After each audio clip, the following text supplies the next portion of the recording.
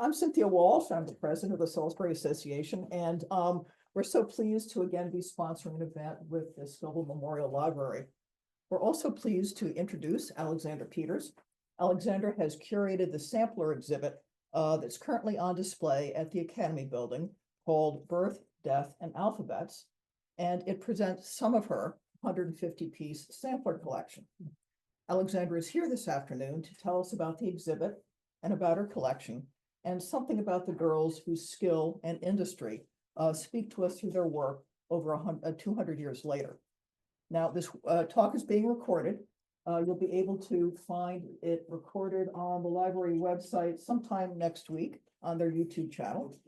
And the exhibit is on display until April 30th. We're going to be having extended hours on Saturday, so the Academy Building will be open until 3 o'clock. So thank you very much. And Alexandra. Hi, I'm Alexandra Peters, and I am a sampler collector. And actually, it's not true that I have 150 samplers. That was about 2 years ago. I have no idea how many I have, but it's creeping up there because these boxes arrive all the time. And I'm here at that's my husband laughing, and I have to say thank you to him, because there could be no kinder and more generous husband who just says, "Oh, what's that?" Well, when these boxes arrive. I also want to thank Silvino Aguilar, who is my assistant, who is a genius, without whom I couldn't manage all these things. And this is a photo of the Scoville Library where we are right now. This is amazing because in 1805, it was the first public library, isn't it 1805? Yeah. The first public library in America. So it's a perfect place for us to talk about the education of girls who would have been able to come to a publicly funded library. I was so moved when I discovered this.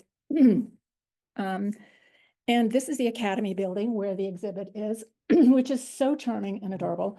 It's just basically one big exhibit room with other things going on in there. So, and I definitely want to thank Karen Brazos, who's been helping me here at the Salisbury Association, and Cynthia, where are you?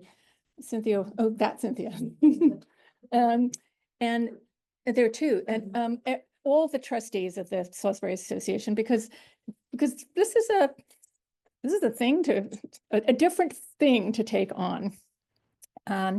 This is a photograph of when I first went. I've been in, obviously, to the exhibits at the Salisbury Association. They have great exhibits, but they tend to be on their sort of poster panels. They haven't done anything, I don't think, like this with hanging things. But when I first walked in, I was like, oh, look, I could take down some of those panels and show samplers front and back, which I've never been able to do, and I've never particularly seen it done like that. So this is the first slide I'm going to show you is a stitcher's school, and this is from the 1600s. It's a woodcut. I don't know much more than that about it, but what you can see is a number of girls stitching and working. And in the front, there's a girl who's with two women with her working on some needlework that's stretched across on a frame. And then behind her on the right is one who seems to be working with ribbon. In the back, two girls working together. Around on the other side, there's one who's holding a box on her lap. And these are different ways that girls would work with, I'm not sure what the little one with her back to us is doing. This is how they worked with needlework. And this may have been what a school looked like. School meant something different, not necessarily what we envision. So the sampler I really wanted to show when I saw those panels is this one, which is a darning sampler. Made in 1762. And when it was incredibly expensive to ship. It came from Canada. I'm like, oh, it must be because of international shipping. No, it turned out that the reason it costs so much is because it's framed in the front with glass and in the back with glass too. And there's the back. And I never received this and didn't say anything about that when I bought it. So it weighs, it's very, very heavy. I have another one that's there that I had framed front and back, but I did it with acrylic, which is UV acrylic, which doesn't let light in, but doesn't weigh very much because this weighs a ton, this thing. This is an amazing thing. When girls, everybody had to know how to darn because there weren't that many fabrics until basically the Industrial Revolution brought about this huge change in the way that textiles were manufactured. So, so this is a darning sampler, but this is not a darning sampler that the average girl would have done. I mean, look at this. This is geometric. It's bold, it's graphic. This is what we call fiber art now, right? Well, it's what we called fiber art then too. We just didn't have that term. And it's, I should have given you a little introduction about what samplers are. So let me just step back a second and just tell you, samplers are framed like this. They're intended to be displayed. They were created for that. There's all kinds of samplers. Girls did many, many different things, but this particular type of sampler was meant to be, this was showing off the exceptional skill of a girl who could do amazing things, because what she would do is cut out a hole, and then she'd save that piece of linen she cut out, because every tiny scrap of fabric was worth an enormous amount, and would reuse it somehow. And all of these samplers are done either on linen or silk, very rarely wool, not cotton, because cotton didn't become popular and available until the cotton gin was invented, and also until we imported and took liberty away from people to make them our slaves and work in the cotton fields. That was later. Until 1830s, 1840s, samplers were done by almost all girls in school. And most girls did go to school in some way or another. There's an assumption that girls weren't educated. They absolutely were. It just depends how you define education, but every girl did samplers. So this is one side. She cut away the center of the a square there, and then you can see she's coming in from both sides with a needle and weaving with a needle. And it's really extraordinary what she was able to do. This is the other side, and this is why I wanted to show this, because most samplers are not reversible. These darning ones are, and you could look how beautiful and perfect it is. There's a little bit of fabric on the sides or on the ends because she had to flip it over, but she just did an amazing job. And this is another one that I just thought was really pretty too. Just notice the linen on the back here too. It's linen was homespun. It was not made by machines. It may have been your home or somebody else's home. And so it had that sort of linen-y effect that we still like, that is not even. But this is particularly white, and which means I think it was probably sun bleached, that if you know that if you leave something out in the sun, it gets bleached. So if in order to create this real whiteness, they would have probably done that. And then it must have been stored somewhere out of the sun because it still has such strong colors. So this is, I have to look up her name. This is the Duchess Maria Charlotte Amalie of Saxe-Gotha and Altenburg. She's 17 years old, and you notice how opulent everything about her is. She's sitting at her work table, and that is a swiveling embroidery frame, basically. And embroidery was considered important enough that a very grand lady like this being photographed, not photographed, painted, obviously. Yeah, I just got photographed, that's what, this was something to be admired. And you see that she's got a little container, a basket full of threads. There's a scissors on top of it. And so this was, what you hear a lot is, oh, but girls were doing this in order to catch a husband. No, you're not going to catch a husband with this. It's like you catch a husband the way people usually do, by getting to know him and getting whatever. No, portraits of women sewing continue. Every grand lady had portraits of herself sewing, partially because it's hard to, ever had your portrait painted? It's really hard to know what to do with yourself. So this is a way that it was something that could show what women did and what they were comfortable with and what was fun for them. And yeah, you're not seeing any of her work really. So it's not like you're supposed to admire that. It's just what she did and what she enjoyed doing. this is the important thing, I think, to remember, that women loved sewing. They still love sewing. There's a huge number of women all across the world who sew for fun all the time. I don't remember who or know who this girl is, but you can see that she has great wealth. Look at her earrings and her necklace. And she's young. She's maybe 12 or something. Right below her is a spool of gold thread. And she is sewing a sampler with gold thread. And it's attached on the sides there. So this would have been a girl of enormous wealth because gold thread was made of gold.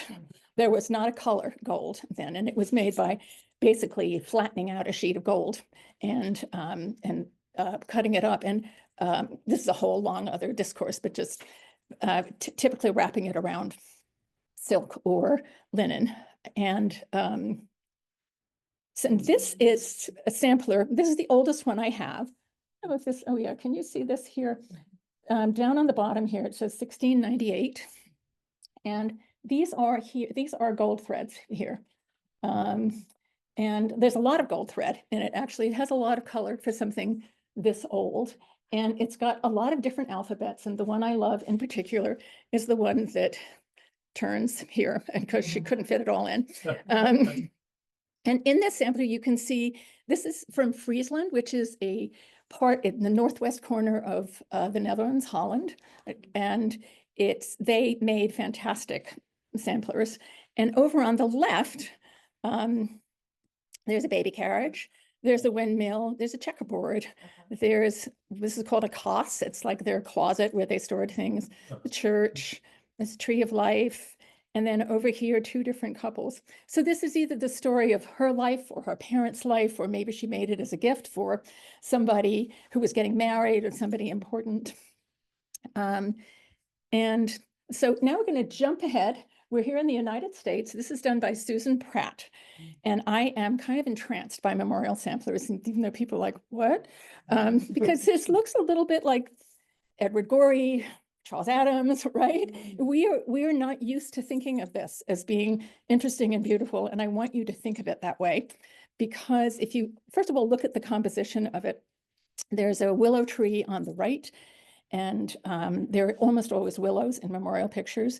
And there's a tree on the left, maybe that's an oak, I'm not sure. And then a church in the middle. So that's 1, 2, 3. That's the Trinity. That's what they were consciously doing, creating that. And this idea of being in a graveyard or a cemetery and was very modern, very daring, which again, doesn't seem like it to us. Like, what are they doing? Well, you know what? They didn't have photographs in those days. If you lost someone in your family, you had really no way to memorialize that other than in a graveyard, so which she's showing here. So this was an incredible gift to her family. And it's done in an églamisé frame. You see the black around it. That is a mat. It's made of glass. It's reverse painted black and with those 4 gold things, stars. And this is big, it's substantial. So it would have been a focal point for her home. And this is, here she is, Susan and her sister. They're weeping. They're wearing these fantastic shawls that I don't know. I can't tell if that's fur or if it's embroidered and sheer or whatever. And then there's her father, Judge Joel Pratt, and her little brother, who is dressed just like the father, and he's 4, I think. And then in the church in the background, the window panes are made of silver. And again, it's real silver because there was no silver color. This reminds me very much of samplers that were made in Albany. And people are surprised to hear that if you love samplers like me, you can recognize what school they came from a lot of the time. And there was a whole school of samplers that are actually quite dramatic and bleak. They're only, they have no color. This one is a lot like it, but with color. So maybe Susan, she does actually have family in Salisbury. I just haven't figured out what the connection is. Maybe she went to school in Albany, because these girls who were doing the work on this level were away at boarding school. Younger girls would be at small schools nearby, but this required specialized teachers, and you would go and live there for a few months, maybe a couple of years. And So this is another one. This is Phoebe Adams. Could I ask a question before you move on? No. Was that their mother? Yes, that was their mother. Sorry. This is Phoebe Adams, and she's from Arlington, Massachusetts. And the two urns there, this is the classic thing, the two urns, the plinth. That these are her parents, and these are her little brother Franklin died at 5 months in 1801. It says that on the bottom, and her sister Hannah at 17 months in 1802. She did this around 1805. She's about 11 years old, and so what one reads a lot is, oh, these were just done at school and they filled in somebody. I don't think so. These are her two little siblings, and look what she's displaying, the grief of her parents. And if she's living with her own sorrow, but she's also living with parents who are devastated, right? And so it's to me, this is very emotional. This is all about feelings. But that's somehow denied when we look back at the work of girls. They're like, no, they were just doing what they were told. Yeah, you know, teenage girls, that's typically what they do, right? Not. It wasn't any different then. People have feelings and passions, and the death of siblings. So I want you also to look at the way her parents are dressed. Her father in this blue Regency jacket and his tight breeches. He is so a la mode. And then her mother in this beautiful, luscious gold silk dress. And again, that's gold. The composition of it is lovely with the gold willow over the top, the mother's gold dress, and then a few little sheafs of gold wheat down there, and there's a church in the background. This is really a lovely piece. She probably did this at the Abbey Wright School in South Hadley, Massachusetts. It's highly recognizable as being from that school. This is what they looked like. It's on a silk background, as the other one was, and the sky is painted, and then the faces are drawn in. That may have been done by a teacher. We don't know only a few schools where we know for sure who did that. And then the rest of it is silk. And again, it has that aiguille frame, which made it just these materials were so expensive. And it cost more to send a girl to school typically than boys, because the materials that girls used in school were so expensive, silk and linen, and then the framing. This would be very expensive to frame today. I mean, so imagine then. And I'm going to show you also a bunch of pictures of girls actually sewing, because it's hard to imagine what it was like and what was going on. But what was happening is that down through history, artists have painted women sewing because it was around them all the time. It was so normal and so comforting and reassuring. And artists sort of understood what was happening here. I don't know who the girl who's sewing is, whether she's an older sister or a nursemaid. She's certainly not a mother. And then there's this little kid here who sort of wants her attention. But look at the face of the girl who is sewing. She's completely absorbed. And whatever she's doing, it may be as tedious as darning or mending or something. Artists understood that this is what was happening to these girls. They didn't see girls as sort of non-existent as we tend to. We look back in history, like, have you noticed we have founding fathers? And were there no women in colonial America? Yeah, there were, and they were very powerful actually, but their domain was different. And history is written by men and about the actions that men were taking. Great. But meanwhile, there were women doing all kinds of extraordinary things. And what we have here in these samples is extraordinary documentation of what women were doing. It was, sorry, and it's on linen, not on paper. So in a way, it's not taken so seriously, like, oh, but that was done by schoolgirls. We have tens of thousands of them. We don't even know how many, that's just in the United States. So this little girl, there's a misunderstanding that women were compelled to do sewing. You read often, oh, that they kept them obedient, pious, and disciplined. No, they loved sewing. Sewing, especially embroidery, allowed women not to be involved in the world around them. Look, what you have to do when you're sewing is look down, and that head tilted forward tends to be misunderstood to be obedience. Now, rethink this. She's absorbed in her own thoughts. She has agency over her own life. The discipline here comes not from outside, it comes from her own focus. So I am a great follower and believer in the work of Mihai Csikszentmihalyi, and I can even spell it. And he was a psychologist at the University of Chicago, and he wrote a lot of books about the concept of flow. And so look at this little girl. She's really tiny. I'd say she's 5, maybe. And what he said is what flow is about is that you're completely involved in what you're doing. You're outside everyday reality. You have great inner clarity. You know it needs to be done and how well you're doing it. The work is doable and you have the skills to do it. Or this is Mary Cassatt, who did many, many, many, this is not her, I mean, she painted many, many paintings of women doing domestic things. And the focus and concentration again here is a sense of serenity. There's no worries about herself. There's a feeling of going beyond the boundaries of the ego.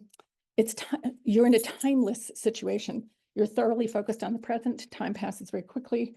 And there's an intrinsic motivation, whatever. The sewing itself is its own reward. And then the way women became so engaged and involved is very frustrating to men. I have a lot of these different pictures of a man kind of looming over, or he's sort of standing nicely nearby. She doesn't look like she's paying much attention to him. And this was a source of great frustration. It was actually something Freud wrote about, that he thought it was dangerous for women to be so involved in embroidery because they got so focused on themselves. But I also want you to see here the frame she's using, how things were stretched out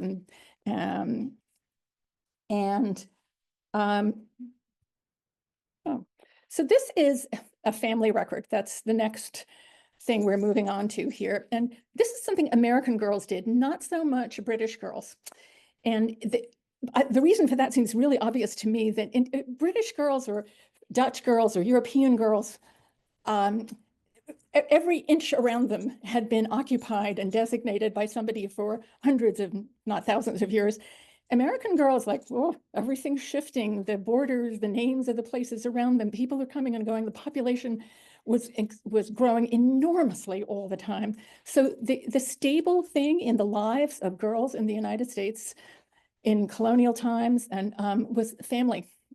And so they did family records, and sometimes they're called family registers, sometimes they're called genealogies, and it is a record of her family, but it's not a genealogy because it's a snapshot in time of her family. And this particular one I like just because I think it's so beautiful. And if you'll notice around the upper right corner, it's not finished. It's done in pencil or ink and never filled in, although someone went to a great deal of trouble to fill in birth dates and death dates at a time, but never seemed to have been interested in doing the rest of it. These people, this is the Saltmarsh family from Goffsboro, New Hampshire. And it's not clear which girl did it. That often happens, that you don't know. So this is in my house, and this is a wall of family registers. I love them. I have lots and lots of them, and you can see that they're quite different one from the next, and they even have different names on them. And I apologize, it's not a great photograph. It's very hard to take because it's in a hallway, so I couldn't step back. And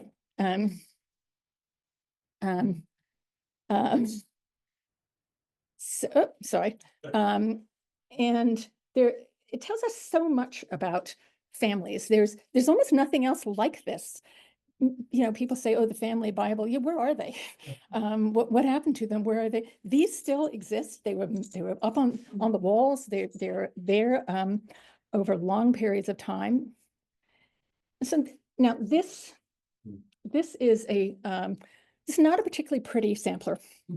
And actually, I just had it conserved, so it looks better, but it still isn't a particularly pretty sampler. I just got fascinated by it. And I just stared and stared and stared at it. This is a family, they have 12 children, Snow and Lydia Stetson, and actually their birth dates are wrong. They were born in 1759, both of them. And that happens, though mostly everything is very accurate here. um, something about this was really haunting to me. And I did a lot of work on measuring it, researching. I do a lot of genealogy detective work. I look at census records. I look at, all sorts of genealogy sites. Even the town they're from, wills. I mean, anything I can find about them. And here's what I suddenly realized. If you look up here, I'm not sure how to pronounce her name, Zilphia or Zilpha Stetson, born August 24th, 1781, died January 23rd, 1792. She had a baby sister who was born a year later, who only lived a few days. Then she had a sister who was born 5 years later, Lydia, born April 25th, 1786. She died January 23rd, 1792, the same night as her sister. And they probably shared the same bed. Then there's Betsy, who was a couple of years younger, and she survived. And then there's Elsie, who was born September 16th, 1789, died February 25th, 1792. There's also another one. If I go back, you can see Lucy, who was born right after. No, she died a year before. So what's happening here? I don't know exactly, but it's very, very likely that this is diphtheria. When diphtheria was a children's plague and it arrived in the United States somewhere around 1730, it ripped through New England over and over and over again, wiping out children. Because what would happen is that there was a pseudomembrane would form in their throats, and that they would suffocate. It happened very fast, and it was a highly contagious bacterial infection, and there's really not much, even now, that can be done. Now we have antibiotics, but children of 3 presidents died of it, Lincoln, Garfield, and who's the other one? Cleveland. One of the daughters of Queen Victoria died of it. It didn't matter if you were rich, powerful, important, diphtheria would kill you. With children, it didn't kill all of them, but it killed so many children that we don't even know what it is now. We don't remember. It doesn't seem real. It was horrifying, and there's nothing to help. You couldn't prevent it. So then I saw this come up at auction. I troll auctions all the time. It's so sweet and pretty. And you know who is it made by? It says, right around here, Zilphia Stetson, born August the 24th, 1791. She did it in 1791, just a couple of months before she died. And it says, when I am dead and in my grave and all my bones are rotten, when this you see, remember me, let me not be forgotten. So we're working on that, Zilphia. But the children were so aware of the presence of death then in a way that they're just not now. I mean, I don't see children thinking about this or whatever. People around them died, and they also died at home. And so, and then their bodies were laid out by family members. So this was, is in a way not surprising, but in another way so haunting that this is what happened.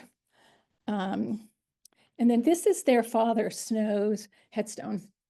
And it's very hard to read, but it says Snow Stetson and his children, Zilpha, Euphania, Lydia, Elsie, Lucy, and Snow. If you look again, I'll show you again, you can see that after Snow, there was another Lydia who was born. That's quite a common thing to do. If you lost a child, you would name another child after that, which seems sort of weird to us.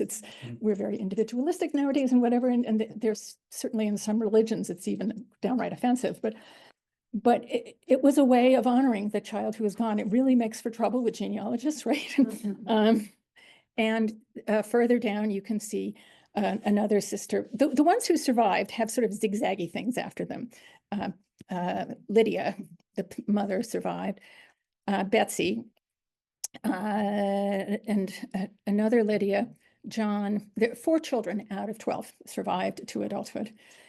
And then I actually was looking through old things of mine, and I discovered this. This is a sampler that I actually bid on and I didn't get, but it was way before I got obsessed by this family. So it's out there somewhere. And this is a sister, Louisa, who died when she was 8. And so one of the surviving sisters made that for her. So in a whole other vein here, here's more sisters. These are the sisters Waldegrave. Their father was the Earl Waldegrave, and they, this is painted by Sir Joshua Reynolds, and he was a painter who really knew how to engage, make his subjects seem engaged. So these girls are Elizabeth Laura at 20, sitting in this middle and winding silk thread, Charlotte Maria on her right, holding thread, and what's her name? Anna Horatia, 18, working on a tambour frame. And it's, you see what she's got there, that big brown thing, it's a tambour frame or it's an embroidery hoop. I can't see what she's doing. It looks like she's got a hook she's pulling the things through. The description said this was done, these girls were doing this to attract a husband. You just see this stupid phrase over and over and over again. No, this is clearly what they did, and they're having fun. And this was a way to display the three lovely Waldegrave girls doing something they enjoyed. A great way to show them off in a pursuit that everyone understood, that was so normal for them. And so this is me and my house. And it's the same wall, but I was doing it from different angles. And this is a wall of sisters. And I love sisters. I have two sisters here. I love them. And these are, I think I have maybe 20 sets of sisters, aunts, mothers, women who are connected within a family. I find it very moving. And oh, yeah, I wanted to show you also this is, sorry, I should have taken a photograph of it. But at the Salisbury Association, where my exhibit is, I found this book. It's by Maria Louise Holly. It's her diary, and I love diaries written by women because they really tell you what life was like. And on almost every page, she writes, well, she's doing all sorts of things, and then she says, oh, made a kilt for my nephew, bought a dress and remade it, made an apron, darned stockings. Every day she's sewing, and it's so normal. It's like had breakfast, have lunch, sewed some whatever. There's never any sort of, oh, I had to sew. No, this is like, because sewing was relaxing and easy and creative and comfortable. We love she also belonged to a sewing circle. And they still exist all over the world. I just called into England on one last week and listening to these intelligent women talking about what they were making and why. We love the idea of quilting beads. That's really appeals to people. But this is, women got together far more often to sew just with a needle than they did quilting beads. Quilting beads were sort of out of the ordinary because it required everybody getting together under a special circumstance. These are not quilts, by the way, and I just want to do a little thing about that. People were saying to me, oh yeah, how are your quilts? You know, if you have like 170 of them or something, you couldn't possibly be displaying all of them as I do in my house. Quilts are made to be on beds, and you might hang them on a wall, but these are not made. These were, and you use them typically. Quilts began to be sewn. People have always made quilts because it's putting two pieces of fabric together and putting something in the middle, wool or more fabric or something for warmth. And as the Industrial Revolution in the 1830s, 40s, when there was more and more fabric available, then women began to do a lot of pieced quilts because they had leftover fabric. Until then, before then, there was no leftover fabric. You used fabric up until it was gone. And then until it was really dead. And then you either gave it to the rag picker to be made into paper. You know, even now paper is judged by its rag content, or you maybe made it into a braided rug, but basically you used things until they couldn't be used anymore. So quilts, so these aren't quilts. These are samplers, and they're made by schoolgirls in schools. And these are cousins. They were painted by Gilbert Stuart, the American painter, but he lived in Dublin for a few years. So these girls are Irish, Anna Dorothea Foster and Charlotte Anna Dick. And portraits show, when artists show girls with portraits, it's different from the way they show them when they're just showing girls sewing. They tend to be looking at you. They tend to be, you know, they're made to look beautiful. They're wearing fantastic things. But she is, in fact, she has a sampler there, and her cousin is holding I don't know what it is, the pattern, which I'm not sure why she's holding it because it's long done, but so this too, it said, as she was approaching her debut to society and marriageable age, this activity identifies her as a refined and accomplished young woman. Sure, like every woman could do this. It was like on different ways. It didn't identify her, but actually the fantastic dress she's wearing and the fact that this is painted by Gilbert Stuart identified her that way. The activity is normal and something that the other thing I'm struck by is this girl looks to me like she's about 12. 12-year-olds really aren't thinking that hard about marriage, but over and over and over again, you hear this thing that negates the value and existence of women. They just were being told what to do, and they were just getting ready for marriage.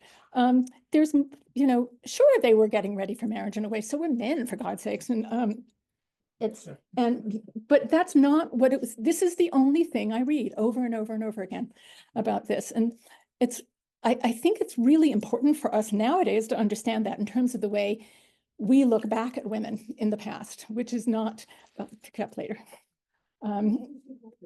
She's holding a tambour hook, which is pulling thread through.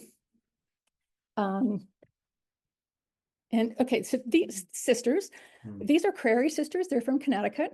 It's 1790, and Amy's on the left, and Sally is on the right. Amy's 12, Sally's 14. And if you look, you can see that this is probably cut from the same piece of linen. They're in school at the same time.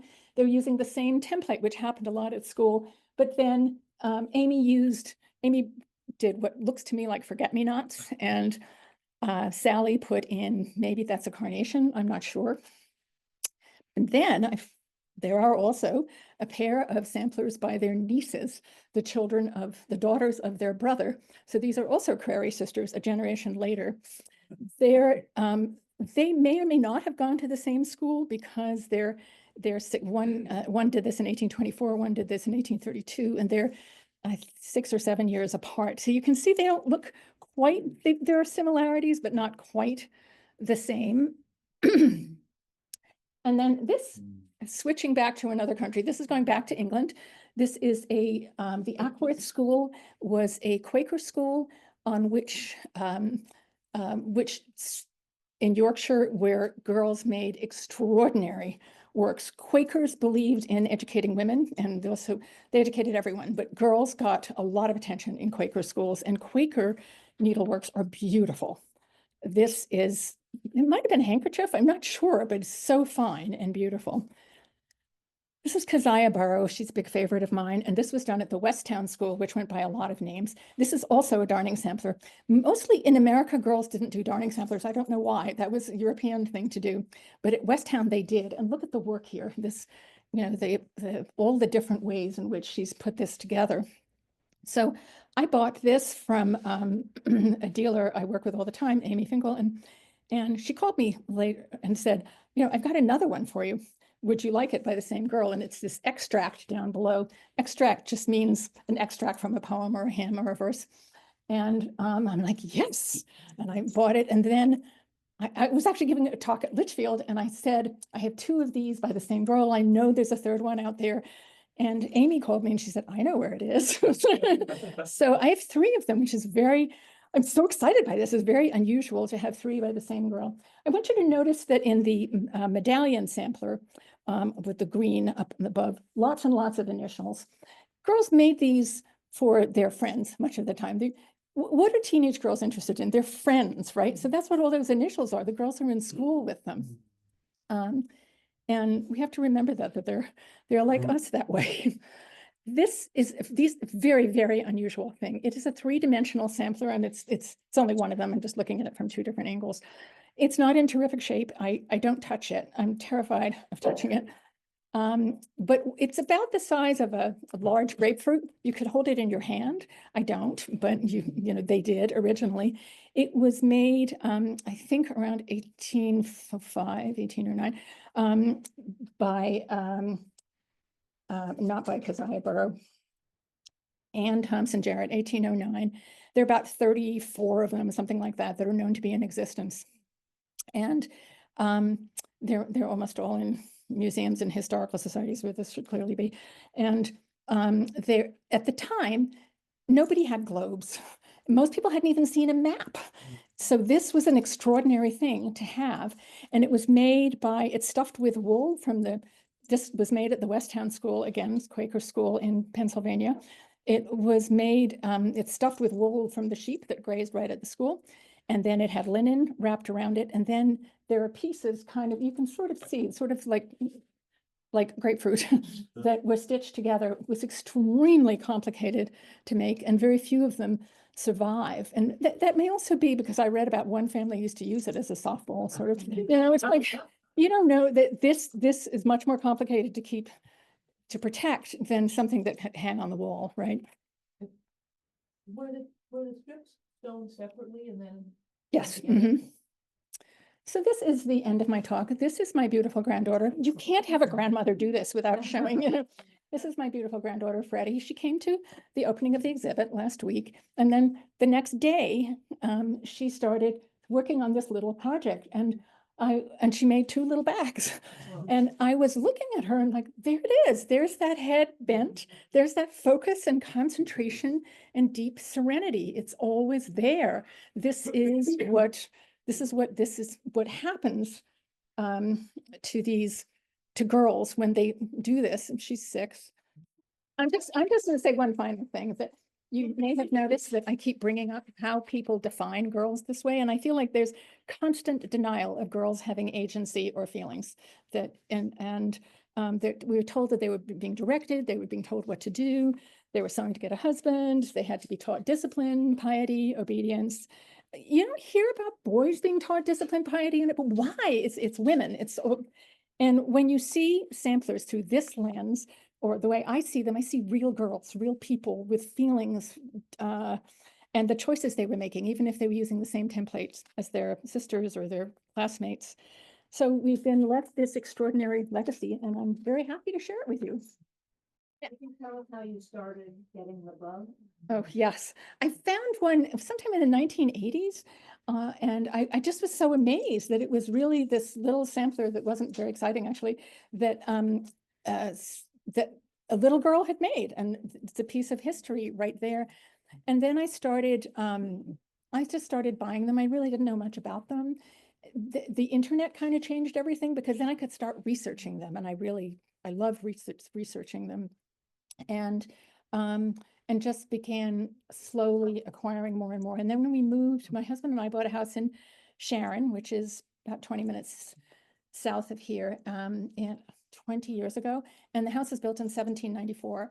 And the samplers, this is what needs to be hanging in this house. Maybe not 170 of them, but it's like, but that's okay. They look great. So, yes. Yeah, occasionally. I don't actually own them. They tend to be little boys who probably were in school with their sisters thrown in, and so they were doing that. This was really women's work, and it was, there are samplers, they're called woolies, that were made by sailors out at sea, and you're at sea for long periods of time, and so guess what the samplers are of? They're of ships at sea. There are, but mostly no, there are samplers made by boys. I don't personally have any, and a lot of people are fascinated by them. I kind of feel like it's just a kid who was with his sisters, really. It's like, yes. Do I sew? Yes, not, yeah, not so much anymore, but I did, and I know that feeling. I love that feeling of being calm and centered.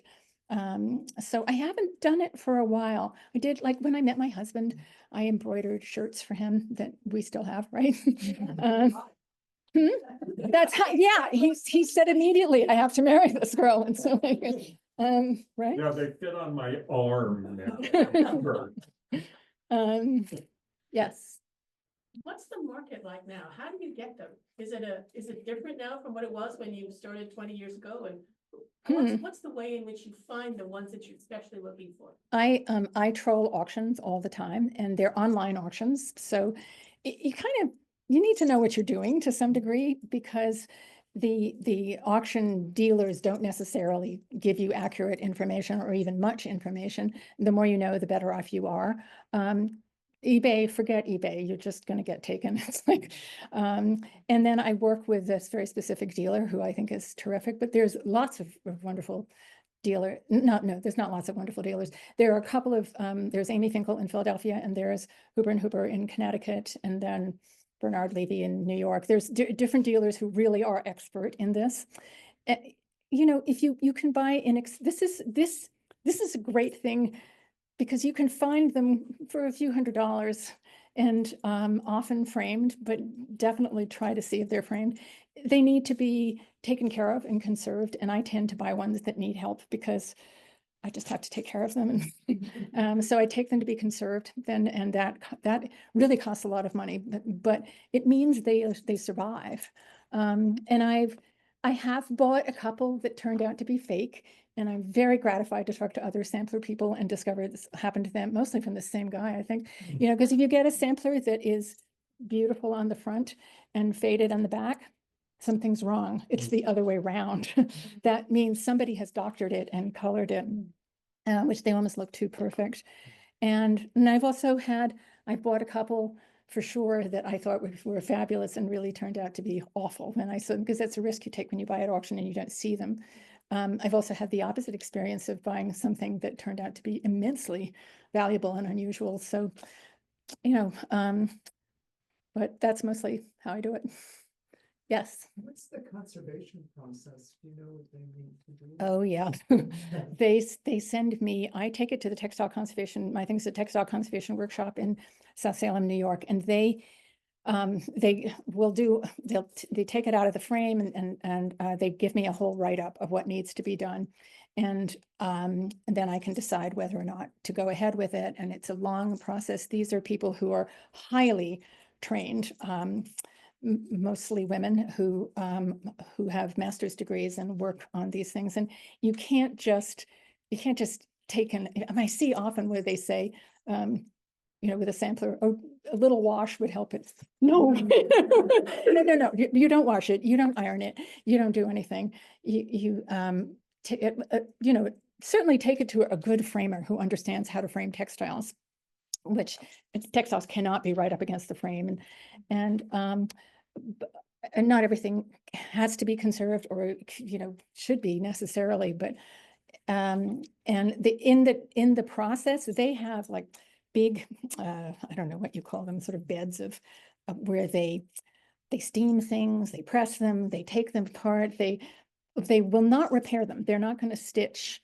I don't know if you remember back that one Susan Pratt, where they're in the graveyard, there were some rents in the sky there. And I'm a collector, so I can show you that. A museum would not show you that. But I actually think everybody should see the variations in this. This is what they look like. And that is going to be a very, very expensive, some saving up to have that conserved thing to have conserved. And what they'll do is they will not repair the rips. They will take the sampler out of the frame and do whatever they need to do to stabilize the silk. Which is many, many processes, and then maybe put a little chalk behind or something. I actually think the rips in that one look kind of dramatic, like there's lightning in the sky or something like that. But and it actually needs it. It has to go fairly soon to get. I don't want it when they're hanging and the weight of gravity pulls down on that silk, and at a certain point, that's kind of harmful. So different things for each sampler, and they have done some amazing things. I brought them one a couple of years ago that was green, and they said to me, "No, are you kidding? It's so much mold on it." They cleaned it so beautifully. It's just gorgeous. And sometimes they come back, they don't look that different. I just know that they're well taken care of. And different collectors, different philosophies. Some people like to buy absolutely perfect things. And I have some absolutely perfect things, but I love the whole range of things made by little girls to things made by people from all over the place. And So I have a lot that are in need of help, but I feel like this is my job to steward these girls into the future and take care of them. Are Sabine? they almost always signed? Do they almost always have the A names? good question. Typically, yes, and particularly American girls, like, we're going to give you a lot of information because that's who we are. The Dutch, no, they're just the initials and the year. And that comes from, initially people would, girls would put, you needed to be able to, they're called marking samplers because you need to be able to mark your linens. And whatever linens you had, when they went to be washed, you wanted to make sure you got yours back or that somebody didn't steal them or whatever. So you put your initials on it, which is why we still have a custom of having our table napkins and sometimes our sheets or whatever with initials on them. And English girls began putting their names and dates. American girls really do it. And it's much easier, actually, it's to research American girls, I find anyway, because they put so much more information on there. And that's, again, a contradiction where we think, oh, women were just anonymous. They wanted to tell us who they were, where they lived, who their families were, what was going on. They were really proud of it. So, and it's wonderful because that enables me to find so much information, and especially if I find a sister too, then I've got two different girls I can look up. And it's more that Scottish girls didn't change their name when they married, so it's much easier to research them. But I don't particularly, even though I love them, I don't particularly collect those. So You said something about schools, and schools have certain styles. yeah, girls went to different schools. When they were little, they went to, I mean, maybe they're called dame schools. It was just a local neighborhood school. And they were, it may have been a bunch of kids sitting around together. They may have been sitting at desks, as we can imagine them. And they, we don't know. There's not a lot of information left from those schools because they were just little local places that, and then as they got older, by the time they were 10 or 12, if they were still in school, they went to boarding schools typically. And it was the work of these boarding schools can be highly recognizable. And it's really fun when I come across something where I'm like, oh, that's, teachers depended on that. They advertised for it, and families wanted their girls to have gone to these famous schools where they were really going to come away with a product that showed them to, that was very special. So different schools have different styles? Different styles, yes, and different teachers did things in different ways. And some of them much more grandly than others. Were the girls graded in any way on their work? Or was there competition? That's an interesting question. They weren't graded, but certainly there were, I know, like at Litchfield, Litchfield, the Litchfield School for Girls, the Female Academy, thank you. They would have a ceremony at the end of the session, which it wasn't September to June necessarily. You went to school for a few months, maybe for a couple of years, and you went home occasionally, or maybe you stayed the whole time. It's a very different structure that way, but they would have a ceremony where girls presented their work. But I don't think there was a grading or competition for any of those. When did the genre start? And you don't seem to see many before 1700 or so? Yeah, you're right. It's first of all, there weren't very many people in this country before 1700. The oldest one we know of for sure is made by Jane Bostock in, when was that? 1658 in England, because textiles don't survive very well. There's so many things that can work against it: sunlight, insects, smoke, water. But samplers women always had to find a way to keep track of stitches because stitches were so incredibly important. And so these originally were samples of stitches. You can find them in on Egyptian textiles that have survived or whatever, that women would, take note of a stitch by putting it on a piece of fabric and rolling up that fabric and keeping it. It became something that was done in school starting in the 1700s. And girls in America really went to school in the 1800s. By 1800, most people could read. What they could read, I don't know, but they could read the minimum. And so it became a tradition that that's what girls were doing in school.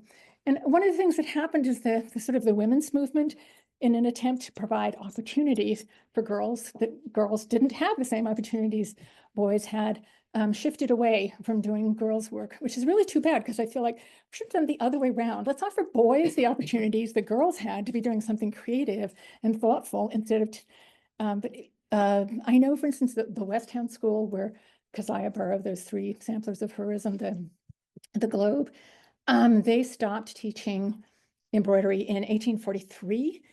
But we know that girls made them anyway for fun themselves, and that they also used to go out and work on them when, let's take our samplers outside and work on them for fun. It stopped, so it had sort of a time period for 150, 200 years where we really have documentation of them. And then with the Industrial Revolution, things really shifted quite radically. Because Industrial Revolution, and also a whole different way of thinking about women and work, because women, the domus, the domestic center, was no longer the center of life. Women were working in factories, getting paid less, but they were working in factories, and the home was no longer where everything was produced, because before that there's a term that's almost like the corporate family, because within a family, it wasn't like the guy went out to work. Everybody worked. Everybody was doing things all the time and producing different things. And children, once they were old enough, like little girls, could be doing sewing and everything was homemade, and there was very little opportunity to buy things. So and once there was more opportunity, then people, well, it was really factories. People went out to work instead of working from the home. And that was the real dramatic shift that happened where this ended. It didn't stop women from sewing. There's still sewing all the time, but it wasn't the completely necessary skill that everyone had to have, because everything before the Industrial Revolution, any textile you touched or wore or slept on or hung on your walls was made by hand. The materials were all made by hand and sewn. And most of those don't survive, because you slept on them, you wiped the baby's bottom, you wiped your nose, you dropped your soup, whatever. Bit by bit, they became worn away. So samplers, one of the reasons they survived is because we don't use them. They're decorative. They're meant to be there. Yeah. Also, And yet yes, but I don't know necessarily that people are that interested in it. It's mostly needles, and they didn't have that many needles, because needles are iron and steel. I don't even know that much about needles, honestly. It's sort of hasn't kind of that much come into my focus. I love darning eggs. It's like they look like mushrooms, kind of, and you stretched, typically socks, because socks are the things that wore out the most. I remember our mother sewing socks, because until the 1960s, maybe socks were not mass produced. And if your wool socks, if you ran a hole in them and you're in the toes or the heels, somebody had to stitch it. I've been trying to find old embroidery frames, and somebody sold me one, and he sent me a hoop. Well, thanks, but it's 2 hoops, one inside the other. Otherwise, it's useless. It's like, they're also, it's mostly needles, yes, that would have been, and embroidery and clamps, which really weren't used for embroidery. They were used for other things, and the frames that I was showing you, because it took me a long time to understand. I knew embroidery hoops, but like, how did they do these great big things? No, they did them on frames of all kinds that mostly haven't survived that well either, because people don't know what they are. It just looks like it's something that's missing the center. Well, it is, because so yes.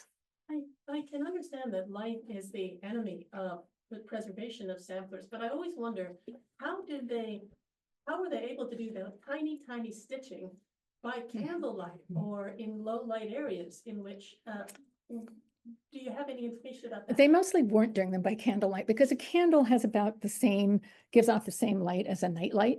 They're much more accustomed to being in darkness than we were, but they organize their day around light in a way that we don't. We don't necessarily get up when the sun comes up. And you see in so many of these pictures, they're sitting at a window.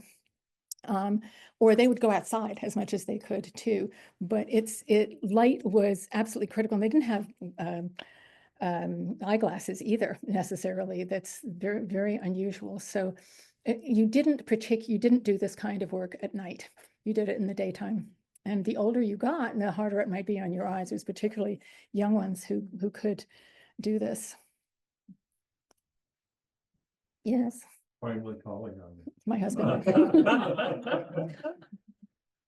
Two things. I just want to say for the record, we do have a sampler that Alexandra made in our house. Oh, that's true. Yes, we do.